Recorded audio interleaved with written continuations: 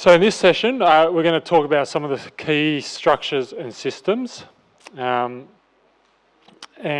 as we talk, I guess one of the things I want you to assume is that there's lots of principles, gospel principles, behind the things that we have put in place. But right up front, I guess there are three kind of observations that we've made over time. We sat down, the three of us, and thought through these things together. And there's three core observations that we think determine the type of pathway that we build. The first is the long-term nature of conversions. Okay, so many of you will have heard the rhetoric. Kind of that rhetoric that goes, the Billy Graham days are over. We're now living in a post-Christian climate, and so we need to adapt and change accordingly in our evangelistic efforts. Now that's true, but I don't actually think we're in really kind of strange times. I think we're actually in times that echo the New Testament times. Paul, when he arrived in town, what would he do?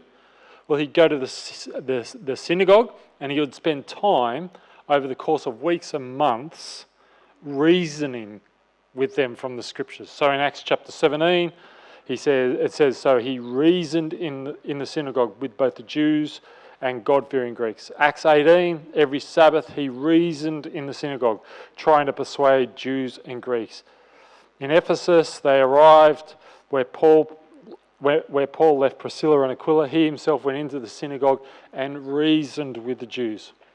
And so what we see, even in the New Testament, is that evangelism takes time. It always has taken time, but now that we live in this kind of post-Christian world, people need a longer run-up at it, if you like.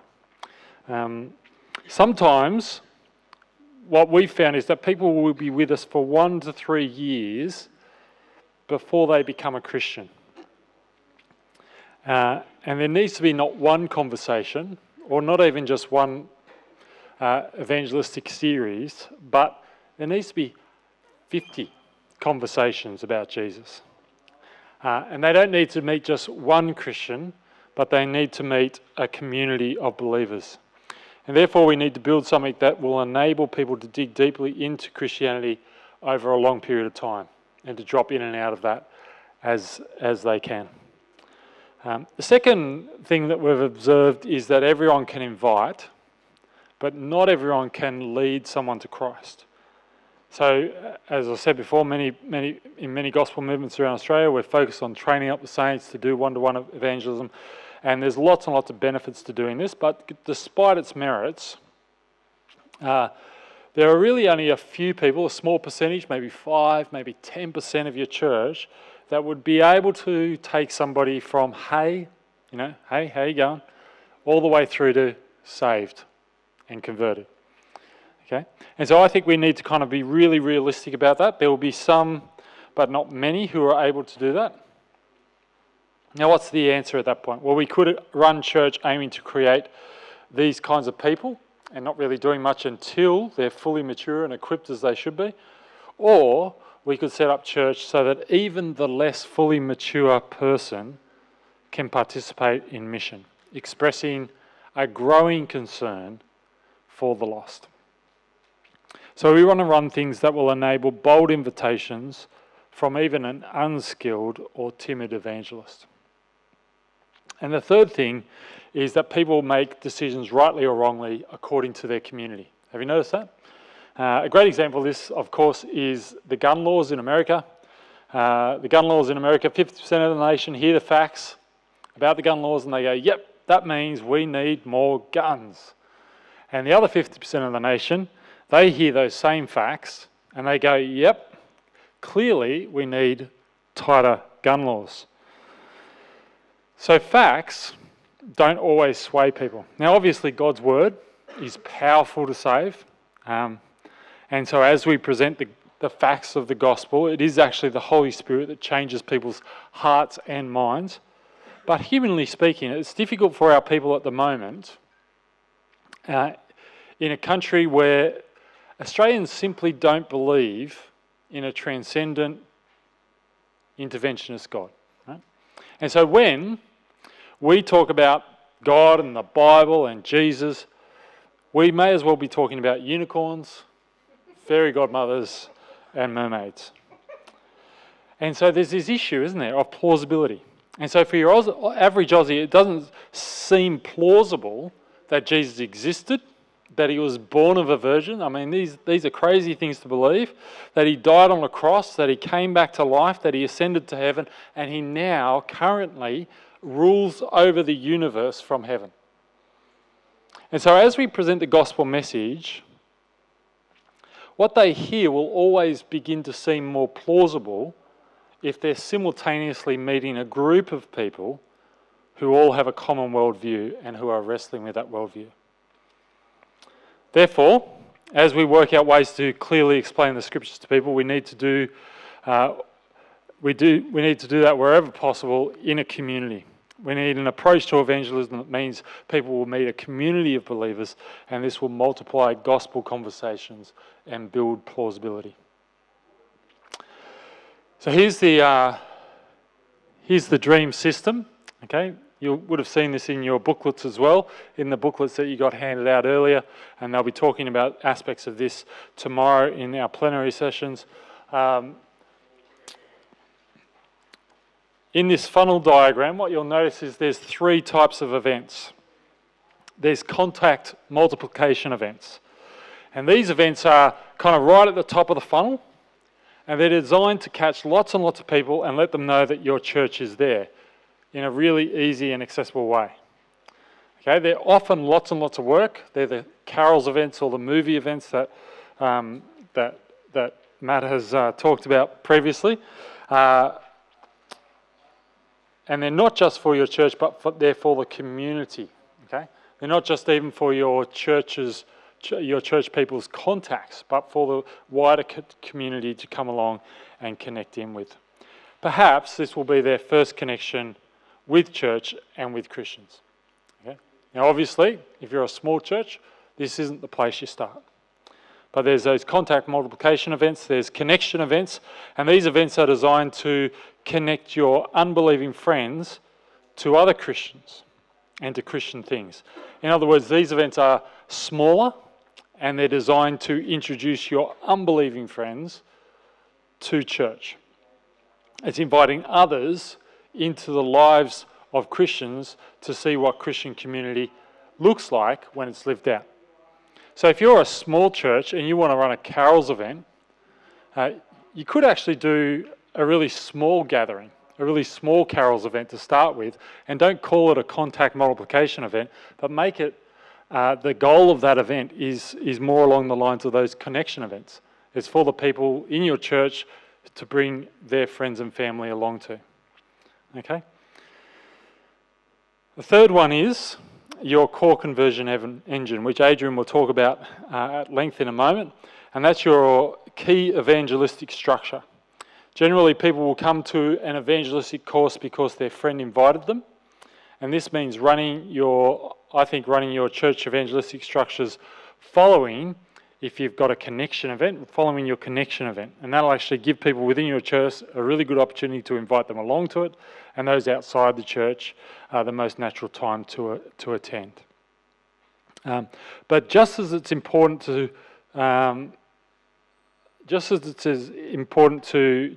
kind of run this core conversion engine, you really need to be running a follow-up series as well. You don't want to kind of get to the end of the core conversion engine and then have nowhere for them to go after that. Generally, people don't become Christians in the space of 5 weeks. They're not yet ready for a growth group experience, and so you want to have something that will help them along that path. Another way of thinking about these events is at the level of engagement for each of these events.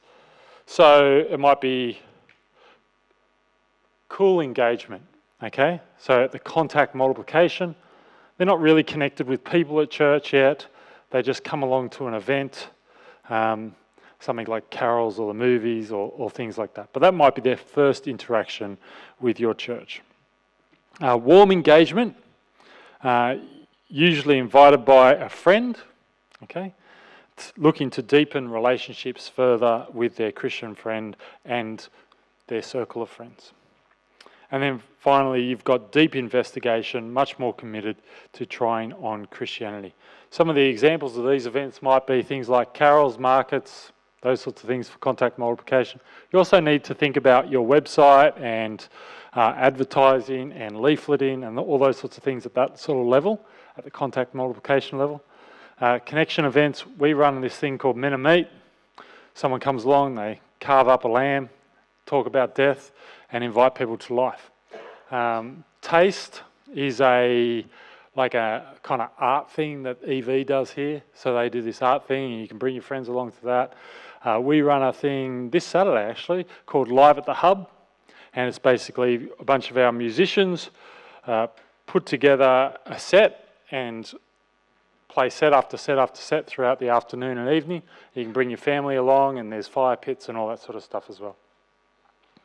Once you kind of have that framework in place of contact multiplication, connection events, and your core conversion engine, you can then ask the question, what is the purpose of this event that I'm running?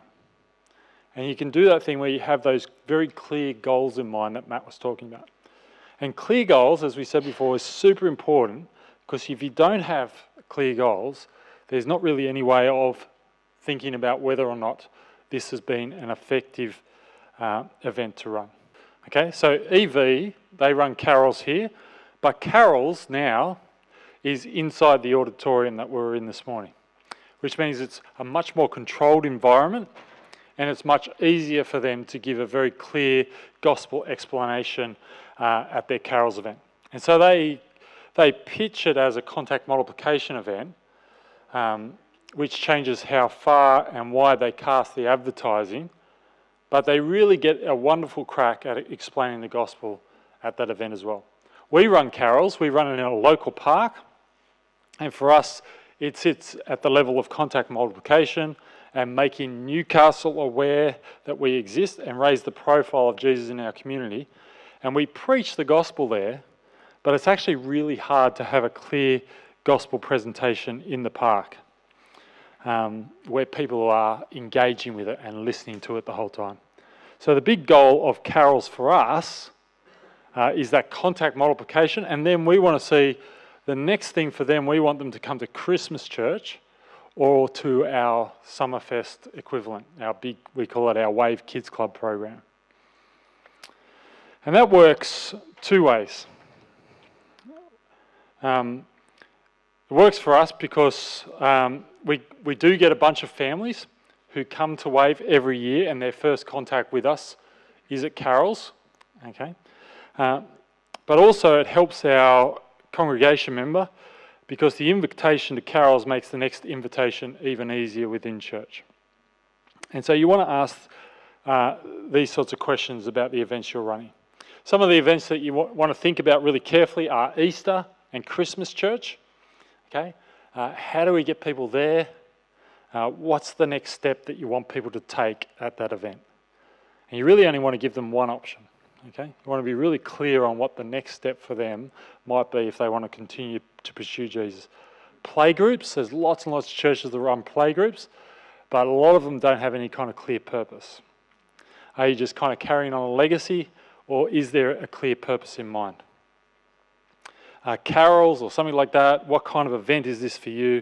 What are you expecting? Are you expecting conversions through a gospel talk, or are you simply wanting to create an event that will provide warm engagement within your church? With your church, I should say. So the important thing is, you need a plan. You need a plan. Here's a few common mistakes we make. We can head home from a conference like this and we can go shotgun method and just put on lots and lots of events and go home and do this mad flurry of a whole bunch of events, but there's no thought of flow from one event into another. We can start something without any goals or clear purposes marked out clearly that you can then never kill because they've become sentimental to the church or the person who's running it for you. You can start with a bang, right? Go home and advertise your Christianity Explored series, and you run it, but then there's nowhere to go next. There's no follow-up leaders, or there's no plan out the back of that. Or you can do this thing where you bite off more than you can chew. And so I want to say, don't even start your core conversion engine before you're ready to start the follow-on series. Okay, don't even start doing that until you're ready to actually push people through into the next series. Every event you run needs to have the next step in mind. The other thing to be aware of is that people won't follow your ideal next step. And Matt's going to talk a little bit later about the back end and how to pursue people who have kind of dropped in and out of the structures. But people investigating Jesus tend not to follow the plan correctly. An example is Heather. I've been engaging with Heather this week on email. She's been in and around church for 7 years. When she first joined us, she was a crazy atheist and would argue constantly with you about Christianity.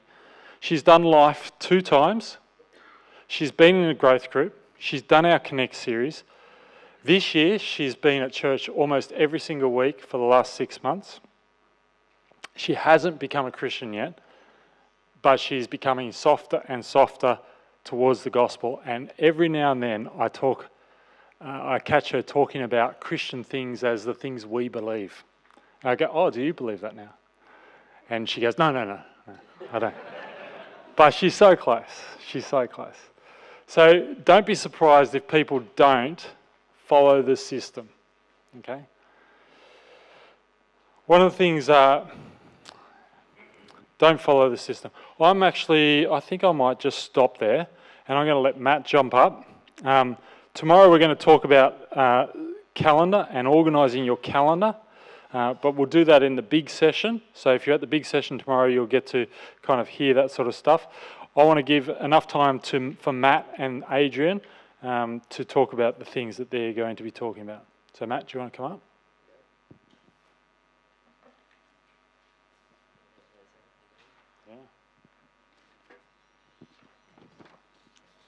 Okay, so again, I'm going to do some more practical stuff. You can have all the front end things happening in the pathway and the funnel and that sort of stuff, but you need a good back end to supplement all the things that you're doing up front. And so the back end is really about how do you capture all the mission contacts that you have? How do you know who they are within your church? How do you follow them up? Who's responsible for following them up? All that sort of stuff. Now, how you want to do this, there's millions of different ways, depending on what systems you have in your church. If you have Elvanto or something like that, there's systems you can use there. I've tried those things. I don't think they work very well for what I'm trying to do, so I've gone back to a Google spreadsheet. I've just taken part of my Google spreadsheet and put it on this page so you can have a look at it, removed some names and changed some names in there. But essentially, what I think you need to do to supplement all the stuff you're doing is you've got all these people coming to different events. You're running a life series or Explore or whatever it is, and you've got all these people coming along. And you want to be able to track where they're up, what steps they have taken within the pathway within your church. What do you think is the best next step for those people? Who's responsible for them?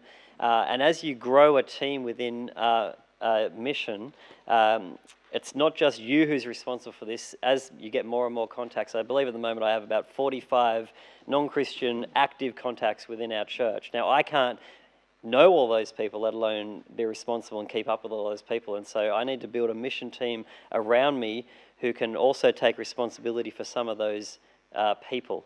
Now, as Sam said, some of them are going through the pathway nice and neatly, while others are sort of coming in and out over time. And I think the other thing you want to do as you are writing all these people down and keeping in contact with them is some people will be active contacts, some won't be. And so as people sort of move away from church, you might want to keep an eye on them and put them in a different one. But you know, if you're still talking about contacts that came to one thing 4 years ago, they're probably not active contacts in your church anymore, and you want to be looking at the ones who are actually active doing things within your church and within your structures. And so let me just run you through some of these, because I think here's sort of all the different parts within the pathway that we've created. Now, it's no perfect pathway, it's just what we've got so far, and I think we're trying to develop and grow that over time. But essentially, I've got their name, and when you click on their name on my spreadsheet, it goes through to their contact details on Varcoe, and so you want to be able to actually contact them and email them or ring them, and so it's important to have those details. But then knowing, are they de-churched or unchurched, you can figure out what you want to do there. I want to know, are they coming to church regularly? When did they first start coming to church? That sort of stuff. Explore is our evangelistic course that runs, and so have they come to Explore? Explore group is the follow-up that is an ongoing course that goes on after that. Are they meeting one-to-one with someone? Onboard is our membership course, so as people become Christians and are moving forward in that, are they coming along to Onboard and joining into a community group? We have I call it a mission group. It's sort of it's not within our normal pathway, but it's a sort of subgroup that some people who don't want to go into our normal pathway, they want to go into this smaller group, so we've created that for them. It's also tracking as people become Christians, putting it in there. Have they been baptized and given their testimony? We love to celebrate as people become Christians by getting them to do a video testimony. So everyone who becomes Christian at our church, we get them to do a video testimony that we show before they get baptized. It's a bit daunting, I think, for them, but in the end, most people now know it's expected, because even non-Christians who start coming along to our church see other people get baptized. They know, if I become a Christian, that means I'm going to have to get baptized and give my testimony as well. So it's sort of part of the thing now. But it also is a really great discipleship thing for these new Christians to actually sit down and myself or someone else works through what is baptism and why would you want to get baptized, but also what has God done in your life? How has God saved you? And it gives them the language to then speak with their friends and their family and people about how they've come to faith. Because I think often new Christians don't have the language to explain to other people. So we put that in there. I spend a lot of time each week staring at this page and looking at these people and thinking, what is the next step for these people? And so let me give you an example. Number 3, instead of names. So this is a lady, number 3.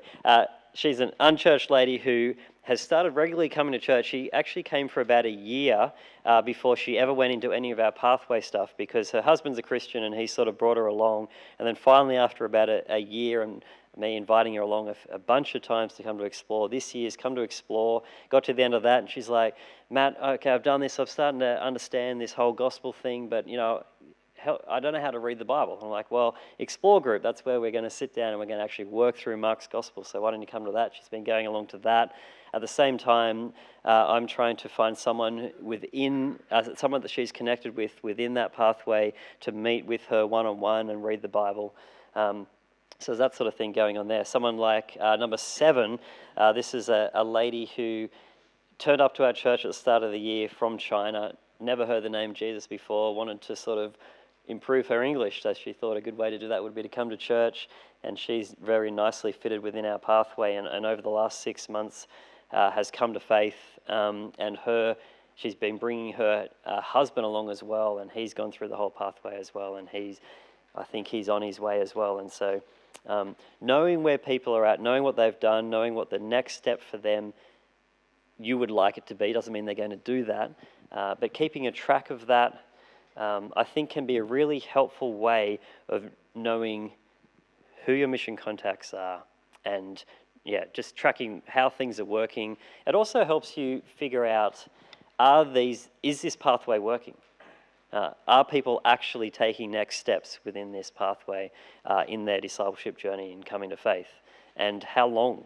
Because I think what you see here, as we've heard stories, and you guys will know this, people don't become Christians quickly. It's usually over a long period of time. And so having all these different bits within the pathway, depending on where they're at.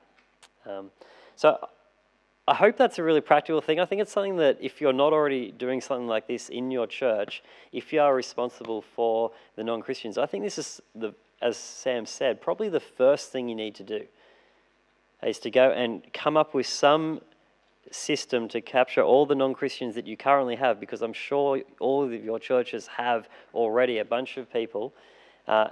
plug them all in, figure out where they're at, what's going to be a great next step for them, even just as you invite them to your next, like if you're doing a life course, just knowing who the people are that you can invite and having their phone numbers or their email addresses to do that. I think this is a great thing, and it keeps you praying for these people, it keeps you aware of them, and it helps you build a team. And so I share this document with all my mission team, and I'm ringing, so for the point person, so I'm ringing up James for number 2 and saying, hey James, your friend, number 2, he's come to Explore Group. What do you think is going to be the next step for him? Would you like to meet with him one-on-one? Hey, maybe he should come back and do Explore again because he still doesn't get the gospel yet. So could you invite him to come back? Can you come with him? Someone else who's praying for him. And it takes the pressure off you because, again, you can't do this, particularly as church grows. You need other people around you who can help you in this great task that we have. So I hope that's a really practical thing. Can I encourage you to go away and do something like this in your church? It doesn't have to be the same as this, but I think it's a really helpful thing. I'll hand over to Adrian. G'day. Good to see you all. People often start laughing when they hear my voice for some reason. My name's Adrian. I work here at EV. I'm going to be talking about your core conversion engine. Now, it's a sort of area of ministry that I've had a bunch of, with the clicker there, that I've had a bunch of stuff work in over the years, fair bit of experience, not too experienced at this kind of ministry, standing up in front of a bunch of church workers teaching things. So I'll do my best there, and you guys do your best to listen to me and get as much as you can out of it. Now, just to clarify, I think I sort of mentioned before something to answer to a question that youth and kids do have sort of the principles in place as well in their world for a core conversion engine, but practically it looks so different. We're sort of separating that out for our conversation here, and I think for the rest of the series as well. Conference as well. So we're talking about adult conversion. Now, for most of us, our adult conversion engine will look like an evangelistic series and a plan, at least a plan for following up people out of that series. Now, how that plays out is going to look different and should look different because of the different contexts that we're in.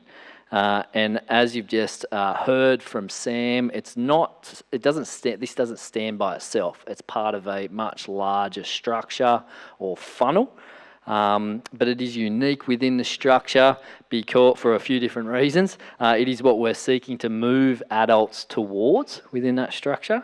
And it's not a one-off service or event or group. It is something else that goes for a long period of time. So it's a series or a course or a group that people can join and stay in. And it's the part of our pathway that we're designing to communicate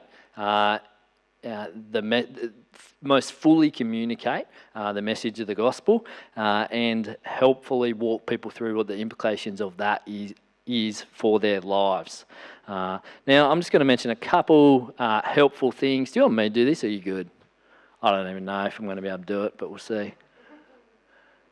I've also tweaked my notes here a few times while I've been sitting there, so we'll see if the slides still work. But a couple helpful things, benefits of having a strong conversion engine in your church are it allows inquirers time and space. So I won't spend too long on this. Sam mentioned plenty about that, but that's something that we need to do.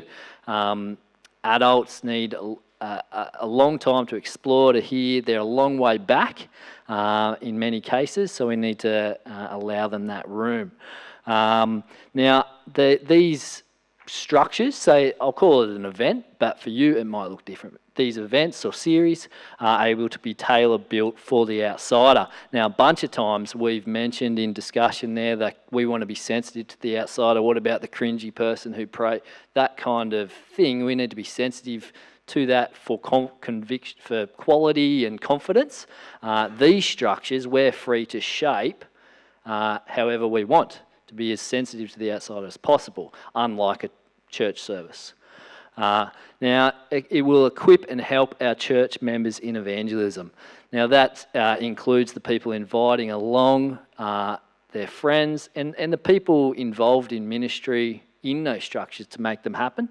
Now, I'll throw the bottom one up in there because a large number of people in your churches who are able to invite. Sam helpfully pointed out that there's a small group of people at our churches who are very good at evangelism and getting big wins there, but there's a much larger group who can invite.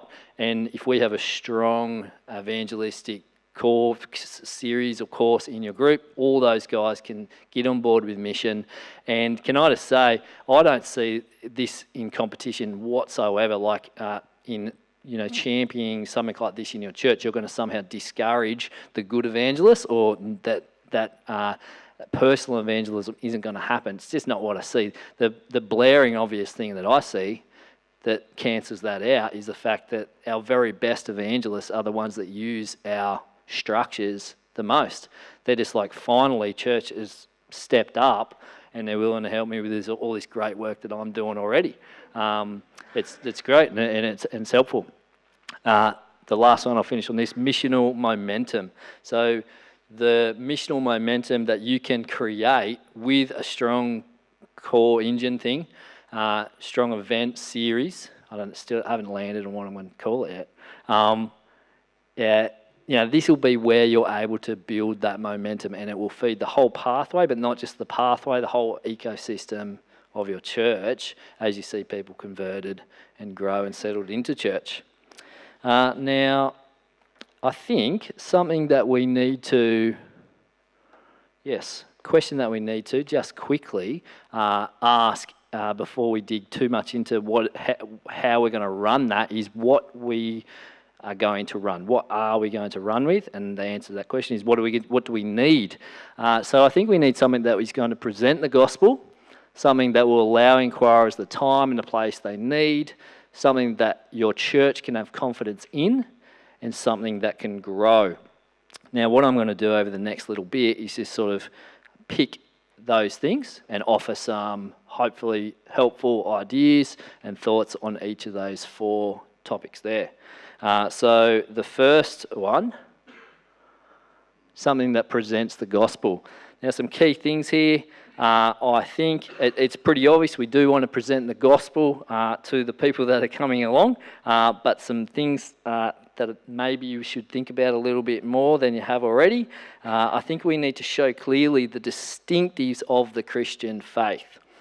So how things like how grace and justice meet at the cross, the historical facts and implications of the resurrection, the evidence and reliability of the scriptures, and the fact that we're inviting people into a relationship with the living Lord Jesus. These things set the Christian message apart from all other false religious views that people could be looking at. The Christian belief is on the same par as all these things. So I think it's very important for us to point out and major on the distinctives that the message that we're bringing.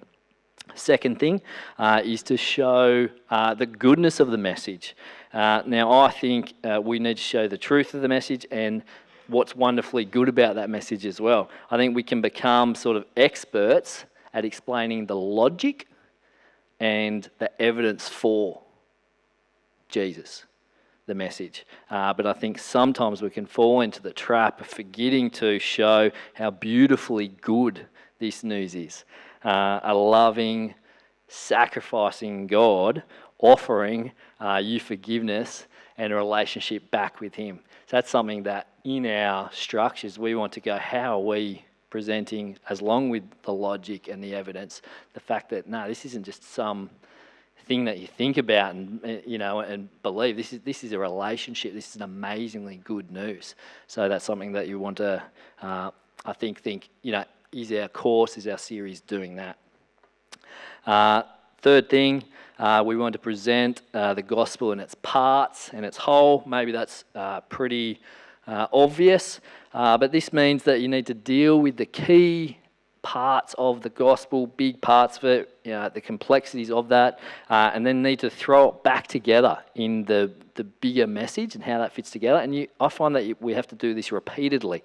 We have to dig into sin, and then you have to put that in the context of the message, and you have to dig into forgiveness, and you go back and forth for quite a long time.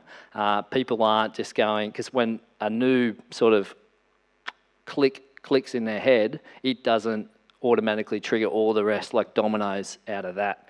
So I think it's helpful for us to be thinking, how are we presenting the gospel in its whole, not just at the end, the last week sort of thing, and go, we did the door, and we did it work? No. I think we want to be thinking how we're doing it in the whole and how we're doing it in sections there as well. So the second thing, in sort of how and what we're going to be doing, is we want to allow inquirers the time and place they need. Now, we've already mentioned this with Sam, the things that we are talking about in the realm of fairy tales. It seems crazy, or they could be in a position where they believe what their whole family has always believed. They believe what their wife believes, what they've been teaching their children. To change their views on those things will have such gigantic implications on their life. It's terrifying for them.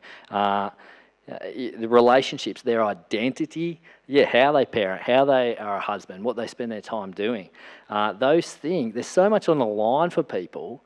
You can understand why this isn't just a quick, easy fix. This is a little bit of an aside, but generally I find young people work faster with this. And my guess is it's because they've got less on the line. They've only been stuffing up for the last 25 years. And they think, I figured I didn't know much and that kind of thing. A 50-year-old man who's raised his kids in a certain way, or that's huge for him. So obviously I think it takes time, so we want to allow that time for them. Now, I don't know what Herdy was talking about. We don't do 10 weeks of more to life. We do 36 weeks of it. So now I'm not going to do this too often. 2 times I'll mention sort of what my work here, because I don't think what EV's doing is what it should look like in other contexts. But to give you an idea about where this idea is hitting the road here for us, what we do is run the Life series for 6 weeks. And then out of that, we run More to Life. Now, in that, so Life is a bigger event down there in the foyer, smart guy up the front, a relatable guy next to him, and you're hearing content, you're having chats on tables, but you're just with your friend. And then after that, we do More to Life, and it's still an event, but we're transitioning into smaller Bible sort of study things. We just go, after 6 weeks of hearing a smart guy, we want you to start reading the Bible for yourself. Start to dig into that, see what you think about it. And it sort of transitions less from an event over time into just getting into those groups and reading it there. Now, something else that we do intentionally to help with this issue, needing it to be long, is the fact that we run it on the same day and time of the week all the time. Now, that's got its advantages and disadvantages. If someone cannot come on Tuesday, they can never come to Life here. We do it Wednesday morning as well. But if they can't do that day of the week, then they can't come along. But we have found the benefits of what we've built overarches the disadvantages. So what we have created is, so a 36-week thing, but then, of course, it's always on, it overlaps. So pretty much any time through the whole year, people can enter into this structure on a Tuesday night, and people can go to Life, touch More to Life, decide, too much, I'm going to go back to Life. And we heard, sweet, no worries, man, it's on, just to go down the hill. Or if groups are shrinking, we put them together because they already know each other because they've been hanging out. And people jump, they catch up, that kind of thing. But so we've tried to change and shape our ministry there what this engine looks like to try to make it as long a thing as possible so people can live in there for as long as they need to. All right, I'll move on. Important thing to consider, we're creating a time and a place for adults to investigate Jesus properly. To do that, it's not just long, anything can just be long, but something we need to do is we need to create the opportunity for people to push back on what they're hearing. So that's just how I think normal thought works and deciding things. People need to ask questions, people need to have discussions around tables, people need to have discussions and opportunities to do that in groups, and they need to be encouraged to do that. They're not just going to hear it and go, yep, that makes sense, and I understand the implications. They need to, over discussion, help connect the dots between what they're hearing and coming to believe. It needs to fit well in the calendar, but not just fit well in your church calendar. I think it really needs to drive your church calendar. I think it's a great thing for your church to say, yeah, let's figure out when the best time of the year is for this kind of thing for the outsiders, and we'll dump it in there, and we'll work the rest of our stuff around that. But not just the overarching big year calendar. I think you need to consider the day of the week, which is best, the time of the day that is best. Like, when is the ideal time for our people to be inviting people along, and also when is the ideal time for our guests to come along, and where does that fit in the year? Now, through that, if we're going to have like a really long structure, you are going to have disruptions, but we want to minimise that. We want to minimise the disruptions people have through this process, get rid of as many clunks as possible. Now, I reckon if there's one big thing that I could go back and change about how I've worked in this area, it's this. I think Sam mentioned a little bit of it there. I thought it was all about the event, the 6 weeks life series, and then I'll figure out how I'm going to look after those people later. So that, what that looked like was, back then was a sort of a small event, as cool as it could be, in a cafe with as many inquiries as we could. And then at the end of it, you go, wow, look, 4 out of the 6 people said they think they might want to become Christians and do more. I'm stoked. 3 said they are Christians. Give myself a high five. And the guy who was like working with me said, "But what's the plan now?" And I said, "I'll figure it out," kind of thing. And it probably took me 2 weeks to get back to him. Probably took me, it was just a shock. It was just a shocker, and to see it just sort of like taper off. What I needed to realise and what I consider now is we're not talking about 2 things: the event or the series and then follow up. It's just one thing. It's just one thing. Don't break it like that. So how that has started to sort of play out in our world, and this will be the only other time I explain what we're doing here, is we've gone, we've got this thing called life. That's pretty good. We want to do effective follow-up out of that. What will we call it? We'll call it more to life. Because, you've been at life, come to more to life. Where are we going to do it? Like, let's do it in the same venue as we do life. Can we do that? Let's pick a venue that we can do that in. How long will we wait between the two? Well, they've been coming along for 6 weeks. It seems fine. We're not going to wait. Don't wait 1 week. We say, see you back here next week. I start talking about more to life probably 3 weeks before. It's just like coming up to the near the end of life. You guys seem like you're enjoying it. Don't worry. There's going to be something, that kind of thing. If there's going to be people there that, will be caring for these people, I'm trying to profile them slightly at the life event, even getting people up who are going along to more to life at the moment, just to mention what that's like, how does it feel, all the way down to the event. So some things I own. I say, look, it is going to feel different. It's going to be smaller, but hey, that's cool. We're going to have Barbie instead. And you sort of own it and you sort of have a bit of fun with that. Other things we try to smooth out as much as we can. So I've been up the front a bunch of times at Life. I'll get up the front at More to Life. They're used to listening to someone up the front. I'll do that. I'll talk for 5 minutes up the front. And it's pretty much just say something without stealing any of the thunder of what they're about to read in the Bible. There's no purpose for it whatsoever, other than the fact that these people are used to coming in, listening to someone, and then having a discussion. And we're going like, I just want to... And then after about 5 weeks, it'd be like, look, you guys don't need to hear me banging on anymore. How about you just next week come in, just jump straight into those groups. And then by week 6 of that, I need to start life again. And so, there's, you joke around that the longer you're with us, the worse the room gets. But they still come in, they still take the food, take the coffee, do everything we do, still meet there, and then they move up into one of the other rooms here at church.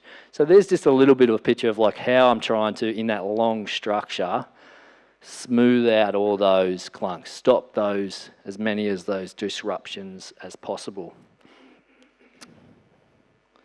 Now, other things that can be disruptive, I think time can be disruptive. So as I said, breaking for holidays, because you like going on school holidays, consider if you need to do that or not. If the people in your group are happy and meeting, I'd do everything I can to not break. Can you start your follow-up straight after the series? I think that would be ideal. Style, if you're doing some amazing thing in a cafe, but your follow-up is going to be in this guy's back shed for some reason, I'd probably consider doing the event near close to the shed as well. You just got to think changing style completely, going from like amazing food to zero food or something like that. That's just going to be really weird. So how can you iron that out there? So style, location, you sometimes have to do it, but how can you do it best? How can you transition people and the people who are looking after, if the first week of their follow-up series, you introduce them to a stranger and say, here's someone who's going to look after you from now on, see you later. Or a stranger calls them up and I say, I hear you've been going along to this series that I haven't been coming along to, someone gave me a number, and now you're coming to my house. That's terrifying. You'll get some people to go, but they're going to be pretty odd people prepared to do that, or God's doing a real amazing thing in their life. Now, I'll move on to the next thing. Something your church can have confidence in. Now, I think this is key. You've heard it down there. You'll hear it tomorrow. Sam mentioned it as well. In short, people will not invite to something if they're not on. If people not invite to something if they don't have confidence in it. And if people don't have confidence in your structure is just going to be empty. We have quite a large presence here in our community, and we're only just now seeing some people coming along to life off their own back. The bread and butter is your people having confidence in something and inviting them along to it. So how do you help people have confidence in this structure? So not all, every structure, but this structure. I think you want to sell people the vision. You want to sell your church the vision of how this piece of the puzzle fits with the rest of it. I think we so often keep the hood down on our church and why we're organising things and how we're organising things.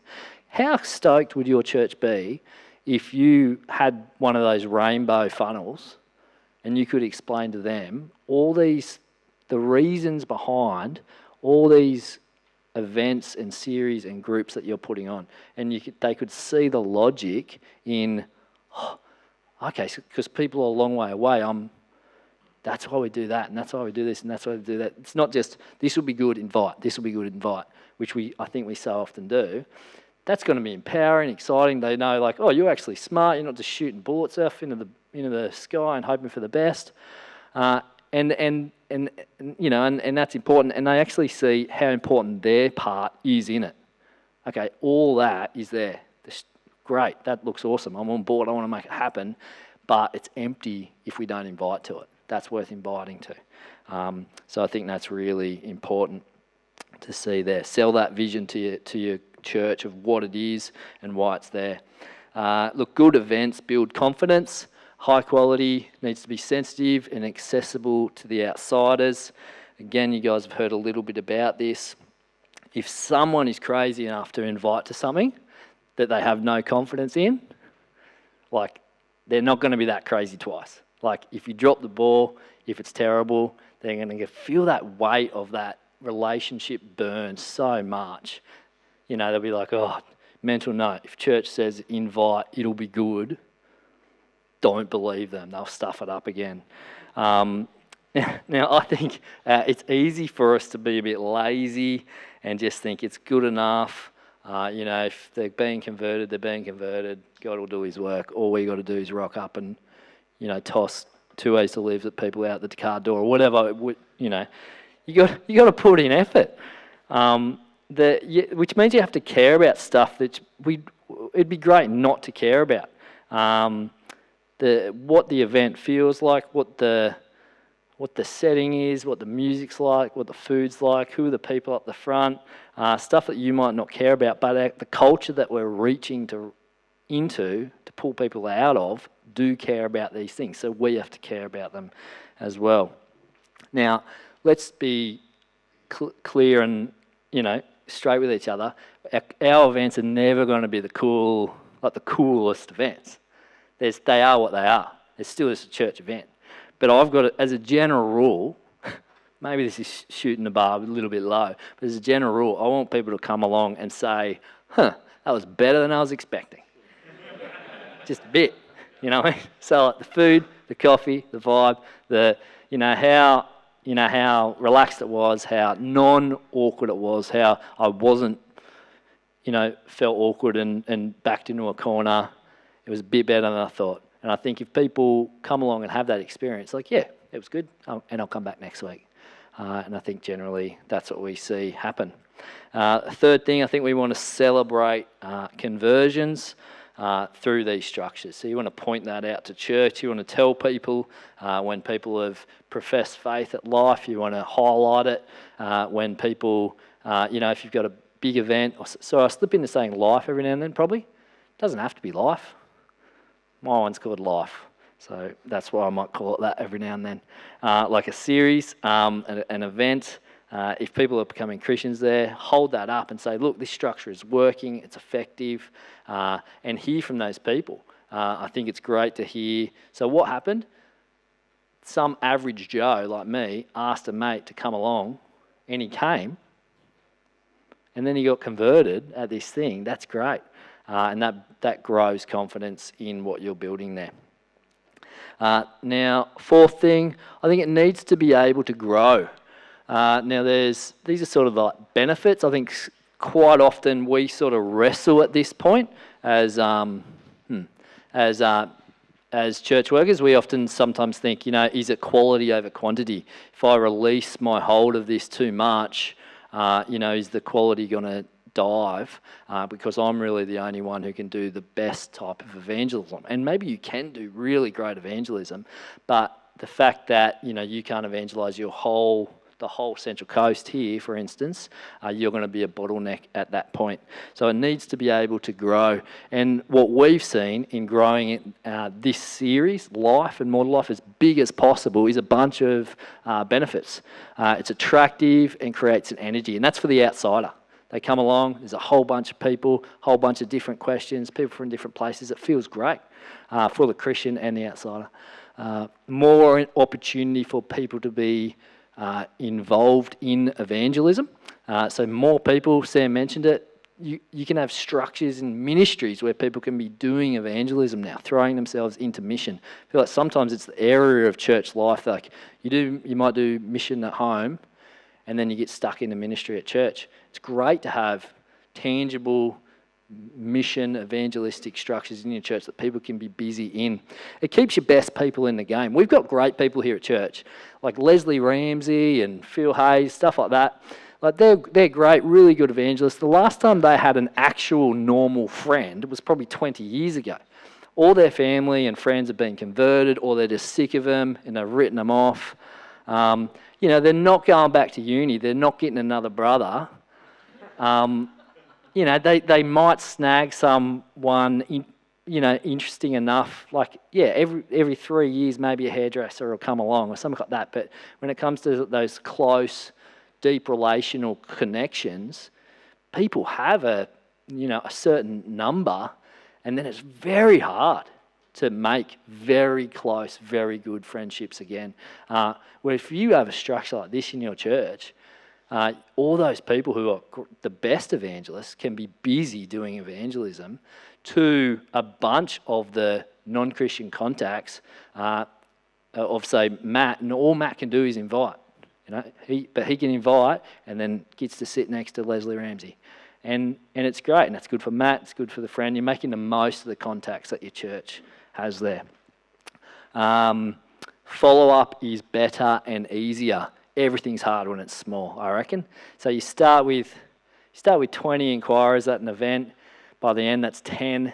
5 of them say yes to more life. 3 of them turn up, and it's a 21-year-old girl and 2 50-year-old blokes. It's like, oh, great.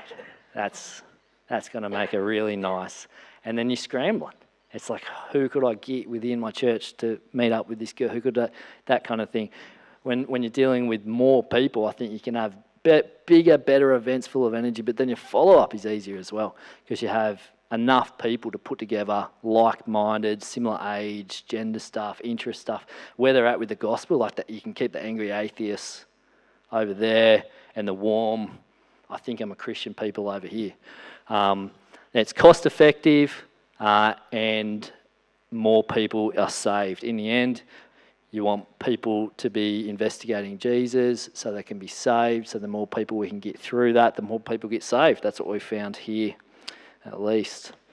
Now, this is just a few things when it comes to, and I'll finish about 3 minutes, I reckon. Critical mass versus ratio and venue. So again, this is around the growth issues. So I think it's something that we have to wrestle with. What's the critical mass? Matt said 50-50, that feels great. I reckon you're right, that does feel great. Add it up to a certain point. If you're talking like you've got 2 inquirers, 50-50 is still going to be pretty weird. It's going to be the guys talking, you and the 2. So that's a bit hard. So yeah, 50-50 is wonderful, especially at the start of your series because it's probably that ratio is going to flip.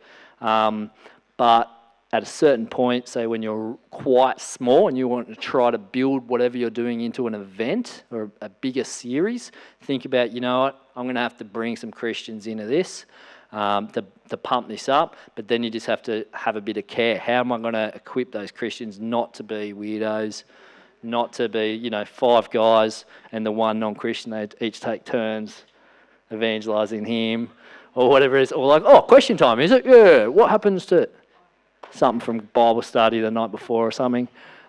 Frequency, I think our temptation is to fire too early, to go, oh, there's 3 non-Christians hanging around church. Let's do it. Let's pull the trigger on Christianity Explored.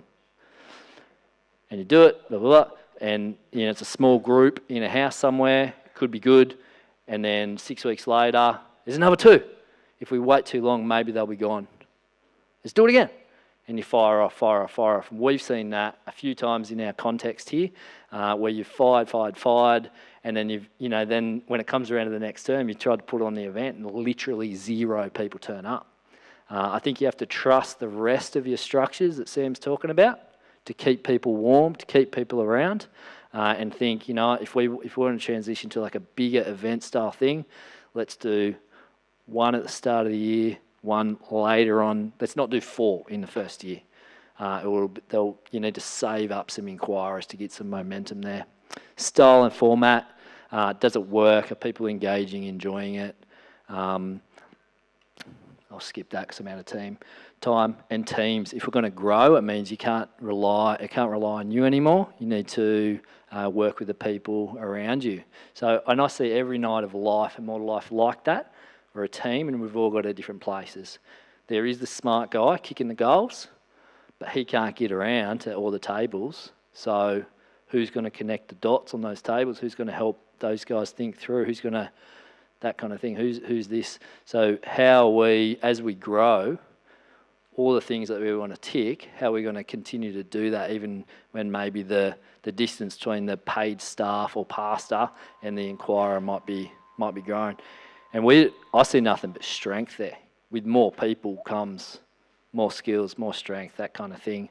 And you need all types of people. Because you do get very strange people along, you need very strange people on your teams as well. Because they're the only ones sensitively, whatever it is, enough to know to cope with this. And to be able to go, Matt, I heard there's a Matt. I've been asked to come to talk, sit next to a Matt. And you just be like, finally, some recognition. Yes, come with me. Or, that kind of thing. Because we get all types of people. Andrew Haynes, he's around, he's great, he's an evangelist, but he's like jumping off the walls. You put him next to this quiet, gentle guy, he's like, oh, that guy's a jerk, I hate him. So you need the introverts, you need older, younger, men, women, bold and quiet. I think, with that can come such a strength, and you'll be able to look after a lot of people in that. I think I'll stop there because we're out of time. Speaking of style and format. Style and format. We are out of time, and I've lost my pages because I was just like flicking through stuff. What's this? I might talk into this instead. Matt. What Matt said, the back end, the people work. Okay. Well, Matt's pointed out there's the structures in place, but then there's the people work behind. Seeing the participants as individuals, we are putting on bigger structures, but along with that, you need to be looking after each person as an individual. So that's a key part of a bigger event. Part of that work is inviting and re-inviting. You hear from the guys on the membership team or welcoming team, there's these people around, they want to come, you invite. People come along to life, and they drop out. They need to be re-invited. You need to have that kind of work that Matt's got there, so you're able to do that kind of work. Understanding who is there, where they are at the gospel, so you can help them take that next helpful step, and noticing who's dropping out and caring for them and their Christian friend. So something that we'd always do, work really hard at figuring out who's there in the room, and that's tricky and that takes time. So the first night of our first life this year, we had 138 people at it, and about 40% of them were inquirers, and we don't ask people to sign in at the door. So figuring out who was there, that's significant work, but we want to know who's there. So when people stop coming, we can call up Sam and say, Sam, you and your mate stop coming, is there a problem? And it might just be, yep, babysitter died, no worries, we'll be there next week. Or it could be he hated it. He heard that thing about sin and he's out. In that case, I want to have a conversation with Sam and say, look, what's the next step? But also encourage you. You've done well. You've got him now. This isn't the end of your friend's road here. And let's pray for him over the phone right now. All right. I think I'll stop talking. Cool. I reckon the format thing's quite important for us. So, and I think you guys run it similar to us. We kick off with just kind of, as they do, coffee, cake, hang out, and just mingle. That kind of gives you a good opportunity to welcome people, to work the room, get to know who's there, and those sorts of things. We then move into a brief intro by the MC, and then an introductory question, and that just kind of lubricates conversation at the table. People, different table leaders use that in a different way. Some people kind of follow the script exactly. Other people just kind of abandon it straight away and go with their gut instinct. And that's fine, we're happy for them to do that. We then move into a talk after the introductory question where you get that opportunity to really clearly articulate that aspect of the gospel that's on that evening. So it might be sin, might be the cross, might be the resurrection, might be the reliability of the Bible, whatever it might be. And then after that, they get more time to go back and forth with their table leader and have that conversation about the talk and the ideas that were raised. Sometimes early on, usually people don't engage heaps with the Bible in that discussion time, but then later on in the series, so kind of week 4 week 5, that's when they're asking questions really about what the Bible says about that issue, and table leaders are able to open the Bible and talk to them about that at that point, for us anyway. And then after that, we have a Q&A session. And a Q&A session, I think, is really important for us. I think it does a number of things for our people. I think it builds confidence for our people. So if you bring your friend along, it's the first time you've ever been to the Life series, and your friend asks like this crazy question, and then the person up the front is able to answer that in a really clear and articulate way that your friend is then like, oh, that kind of makes sense. Or that you can then continue to dialogue with them on that. That builds confidence in the gospel. And that builds confidence in the Bible, that there is actually answers to the hard questions out there in the pages of the scriptures. And so, in a way, you're actually training your people to be confident in the Bible, and you're helping them to think about, oh, how would I answer that question the next time I'm having a conversation with someone about that. It also gives you an opportunity to then re-articulate the gospel with every single question that's asked. One of the things one of our young guys does, he does the Life series talks at the moment, and whenever he gets asked a question, it's amazing to watch actually. He goes straight back to the Bible, he opens a passage, he explains the passage and re-articulates the gospel. And it's a wonderful opportunity to just re-articulate the gospel over and over again every time a question is asked. And so there's loads and loads of benefits, and I think the way that it's kind of we've built that series, and these guys have built that series, actually it doesn't, and this is kind of going back to the question that was asked over here before, it doesn't disempower the person in the congregation and say, you can't do the work of evangelism, all you can do is invite. But what it does is once they've made that invitation, they then get swept up in the conversation on the table, and they get kind of carried along with this work of evangelism. And we find lots and lots of times that the conversation that they have with their friend on the way home in the car are the most significant chats they've had with their friends about Jesus. So I think there's a lot in the way that you format and the way that you kind of lay out that series if you're going to do it like that. Okay. Yes, question up the back. At what point does inviting people to church fit in this process? Adrian? Yeah, so what we find here is most of the inquirers at Life have come to church, sorry, most, but it's still a large portion haven't. And we're not really putting any pressure on them to come along to church unless we've got like Easter or Christmas or something like that, and we just think, that's a really warm invitation that we could offer to them, and that's going to feel really good, like come along, do Easter with us, that kind of thing. But then if they do the Life series and then they stick around and they're in more to Life, we've sort of got, after a few weeks, we'd definitely be suggesting to the More to Life leader or me from the front in that little nothing talk, saying, we'd love to have you along to church and inviting them along.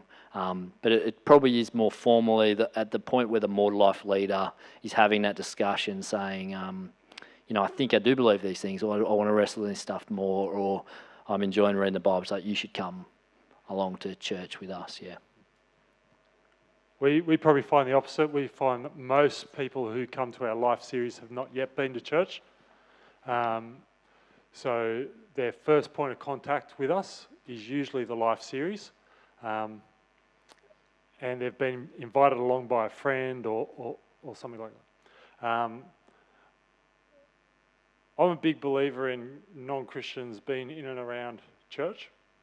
And I think it's great for them to not only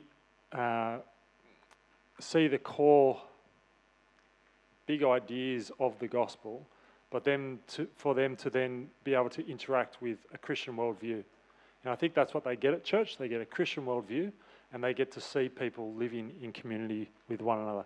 So we try to make a fairly big effort, particularly in weeks 4 and 5. We try to make sure we're inviting people, both from the front and also on tables along to church at that point. Yeah. We actually used to run our Exploring Explore group during the week on a weeknight, and what we found was for so many people in our context, it's in a city, people are working long hours, they couldn't make it on a weeknight, and so we actually transitioned it to after church on a Sunday. It's from 1 to 2:30 p.m. with a lunch, and we've had way more success then, and what we're seeing is most people are coming to church and then coming straight into Explore, and yeah, I reckon the series has doubled because of that, and you get people getting into church quicker, hanging around afterwards, connecting. So we've seen a lot of fruit out of that. Now, you don't have to do that. That just worked in our context, but it was really good. Another one from the couch. Say you got 50, 100, 200 people in your church, get 2 or 3 inquirers per year at different times. What might this look like? Process. Yeah, so, sorry, can't see you. So we've been there, and I think we have wanted to see early wins to get a few runs on the board for that momentum. So paid staff have worked hard to see people convert in some type of one-on-one type of thing. But very, very early on, we thought, no, we want an event because of all the benefits it brings. So let's do a small event. What's the venue, the best venue? What's that size going to be, that critical mass? What's that ratio then going to look like? How are we going to make that? How are we going to work as hard as we can to make sure those inquiries get along? And then push hard for you guys to get on board. But in early days, it'd be an off-site venue like a cafe, where 15 people in a room isn't weird. That's nice and normal. 2, 3 inquirers there, and everyone else in the room knows how to be helpful, and not make them feel like the what everyone's doing there on the night, looking after those 2 people. Yeah, we kind of started, when we first started, we started with a bang. And so our first couple of series were quite big, and then it just kind of all shriveled after that. People had run out of invitations. And so we got to the point where we were running events for 2 or 3 people. What we tried to do at that point is actually get a growth group to host it. And so we had a growth group, and we spoke to their leaders, and we talked to them about that. And so they came along for the 5 weeks for our series.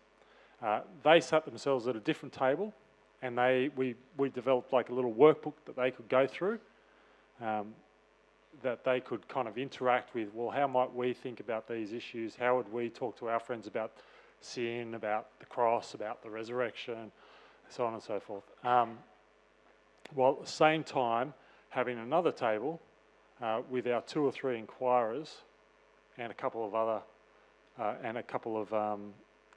table leaders and the Christian friends at the table.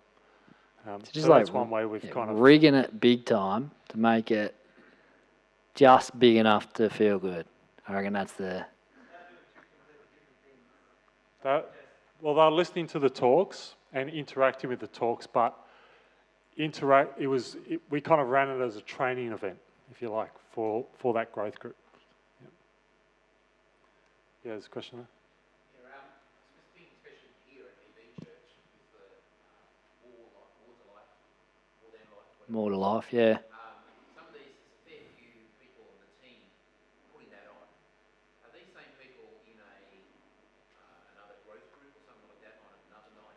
And then I'm thinking about other people who might be on another team. Maybe they're on the youth team or something like that. So they might be in a team to the growth group, and then they want to bring their friend to the life course. Is that kind of how it works? People are out 2, 3, 4 nights a week? Yep, I'd say everyone on the More to Life team would be out at least 2 nights a week, so their own growth group, and then this group that they're a leader of. And I think the ministry attracts a really high quality person who's probably really active and busy in other ministries as well. But to tell you the truth, I reckon it's a wonderful ministry, and I couldn't tell them to stop coming if I wanted to. They're like, so they're not even my friends. Someone's already done 6 weeks of work with them, and they want to keep investigating Jesus, and I just get to come along and watch them become Christians and help them. Yeah, I think I'll do that. So yeah, it's a wonderful thing, because people don't become Christians at life, almost always. It's in that, should have seen his Bible study last night, Mick got it. Like, it's really, really wonderful ministry. On your team, maybe young adults, no kids or empty nesters or whatever, or are they kind of family people? All of those, yep.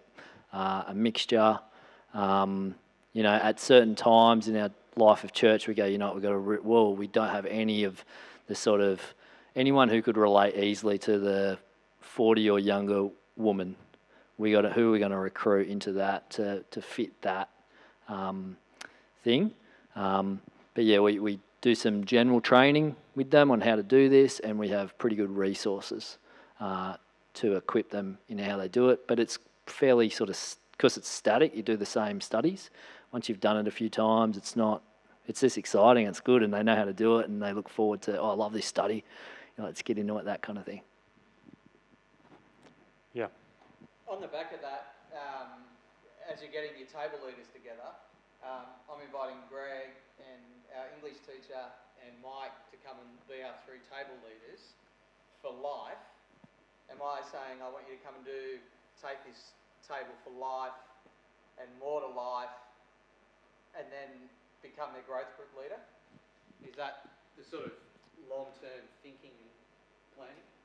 Yeah, so what we have at the moment is not that. We've got separate teams, and we try to lessen the clunks, the breaks by, introducing or, inviting to and highlighting that kind of thing. But early on, when we were smaller, we did have that kind of planning often. Said, like, the follow-up leader is going to be Adrian. Let's get him to MC that event. So that's going to be a sweet, minimising those things there. But yeah, we don't have, quite often a table leader might go, I've become such good mates with Sam, I'm going to go to More to Life with him. And sometimes I've had to, because we don't have enough More to Life leaders, had to reach into other mission teams and said, can you step up and be a More to Life leader as well for a period of time. Within it, we're a smaller church. I ask people for a 6-month commitment usually, so that takes them through Explore and the Explore group. That's about how long now. It's a bit less than 36 weeks, but it's pretty good. And usually we find at the start they're like, oh, not sure about that, but you can usually sell them on that, 6 months. But I found nearly everyone who does that for 6 months, at the end of the 6 months, they want to go again. Like, they're so excited by it. They've seen the fruit of it. They're just stoked to do it again. And what the other people I love getting back in is the new converts. I invite them to come back as well, because for non-Christians, they're asking me, what does it mean to be a Christian? They want to know the person who became a Christian 6 months before, what was it like? And they're the best evangelists. They're the best people to have in the groups as well. So I invite all the new Christians back to be part of it, and they love it because they've been through it, and they've seen their fruit in their own life, and they want to tell other people as well. So, Yeah, question? In the More to Life, where you have the situation where there's several people in the group who've been taken through, and where the leader feels that one person's reached the point where they can be challenged in terms of making a conversion. It seems that it's something you want to do one-on-one, and also going back to the comments that you made at the beginning, if not everyone being skilled in being able to lead someone to Christ. How do you deal with that in More to Life? I think for us, the way that our follow-up series works, we actually roll from our life series into Christianity Explored, and then to a kind of what we call firm foundations, which is 10 Bible studies on the foundations of the Christian faith that help them to explore what it now looks like to live with Jesus. Usually, what we find is people become warm to the gospel in the first series. If people stick around long enough, it's during the Christianity Explored series that they're actually, they make a commitment. And Christianity Explored is really good at, I think the last series, I haven't run it for a long time, I think the last one is called Come and Die, and it kind of gives that challenge for you. And so during that process, people get a pretty good idea, the leaders get a pretty good idea of where people are at with regards to their own faith. Have they understood the gospel? Have they understood who Jesus is, what his mission was? Have they accepted that for themselves in their life? And at that point, we want to encourage them to have further conversations with those people, just in a one-on-one setting. And the other thing I do is I just kind of make sure I grab those people. I know they've been floating around our structures. I try and grab them at church and have a conversation, eyeball them, ask them, where you at now with Jesus? You've been coming along to this thing for a while. And that's usually at some point during our Christianity Explored series, that's when they've made that firm decision to follow Jesus. Yeah. Right up the back. Going back to something sort of like an hour ago about contacts multiplication events. Yep. We seem to have no success in getting them to the next step. We get lots of people, like especially Christmas and Easter events, we get lots of people coming and they don't seem to go to the next step. And so, like, to get people to the next step, what do you do? Is it like just invite from the front, or how do you see success in getting people from making contacts at those events to the next step? Yeah, that's a great question. How do you get success in seeing people move from contact multiplication into the life of the church? Depends on the event. So for our carols event, our big goal is to get them along to our Wave Kids Club program. And so we actually hand out to every single kid that comes, so around about 3,000, we give them, what are those things called? Little slap bands, that's right. Little slap bands that advertise it. So it says Wave Kids Club, and it's got the website, www.wavekidsclub.com, and they go to that and they can register.